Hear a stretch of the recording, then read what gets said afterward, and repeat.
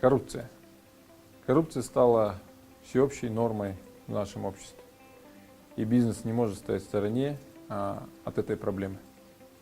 Сегодня бизнес-сообщество в лице Национального альянса бизнес-ассоциаций выступило с инициативой создания антикоррупционного форума при Министерстве экономики.